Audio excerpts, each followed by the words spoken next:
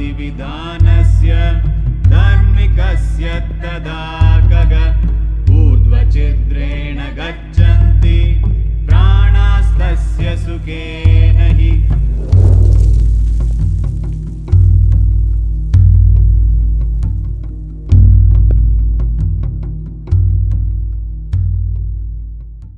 See, Kalabhairava karma is of one nature, Kalabhairava Shanti is of a different nature. If you're talking about people who have been long dead means dead for more than 48 days or 90 days, they're dead. Or let's say more than 9 months, they're dead. So they're long dead. 1 year, 2 year, 10 years, not much difference. Beyond 12 years, beyond 11.5 years, beyond 4,356 days, there is a difference. Within that, if a person died… See, the problem is this, that one must understand, socially here for us, death is death. How they died doesn't matter. The person is missing, that's all we know, being here. But death is not the same thing for all, as life is not the same thing for all. So many millions of children are born every day.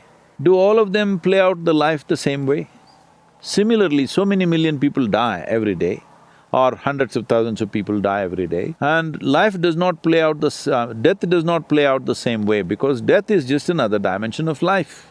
Similarly, as life does not play out the same way for every person, death does not play out the same way for every being, it all depends on how. So, Shanti is done more as a kind of an effort. If any help is needed, we want to provide that for our ancestors, for our forefathers, or our grandfathers, or fathers, or mothers, or whoever. What is the help that we are trying to provide? What can we do? It is like this. I'm continuing to use this analogy for quite some time because I think that's the best analogy we have found yet. It's like a bubble.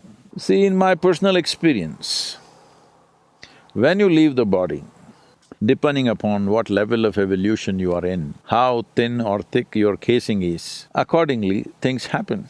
If something is… let us say your casing or your bubble is too thick, it cannot break, it will go to the river and bounce back. What is the river?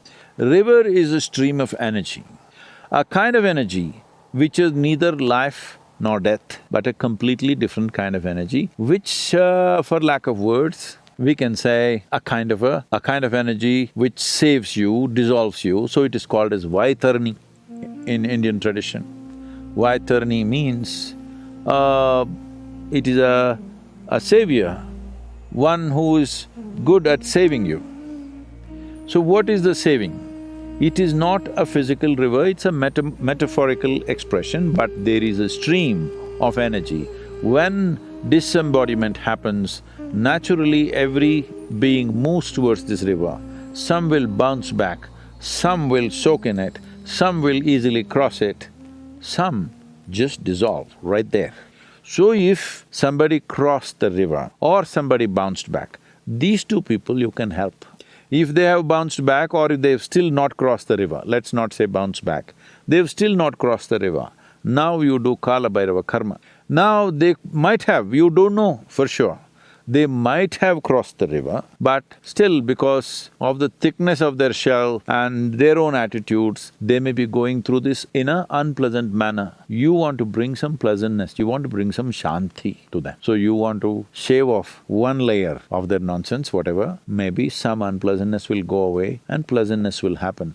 This is all the effort that you're making. If they're already pleasant, you still want to shave off one layer so that they will cease altogether. Pleasantness is also a bondage. As unpleasantness is a bondage, pleasantness is also a bondage.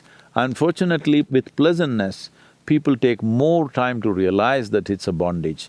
With unpleasantness, very easily you realize it's a bondage. So, you're trying to bring some pleasantness, but for sure you don't know. Maybe your grandfather or whoever else has already dissolved, maybe there's nothing to do, you don't know, but you still do as a duty so that in case he needs it, in case somebody else… See, this is… once you do this work, this is not only individual, because there is a certain Runanubandha which connects people. Suppose you do Kalabhairava Shanti for your grandfather, but he doesn't need it, he's already gone. Now, your grandfather's brother may be there, whom you don't care about, but he may benefit. I hope it's okay with you. because your grand uncle benefited. Maybe you didn't like him, I don't know what's the situation, but he may get helped. So people connected with that kind of Runanubandha may get helped. Somebody else who is not even your relative may get helped. So this has been kept as a culture that you must keep doing Kalabhairava Shanti. It doesn't matter whether your ancestors are hanging around there or not. We don't know, maybe they've dissolved, maybe they've attained to mukti, maybe they're come back and reborn and again. It doesn't matter what, you keep doing it so that all the related people will benefit from that. Pitru Paksha means… Pitru means doesn't just mean your father or your grandfather. Everybody who is the source of our existence is our Pitru. So you want that to happen to all the people connected. It doesn't matter, we like them, we didn't like them, we knew them, we did not know them, but all related people to whom we can do something, we do something.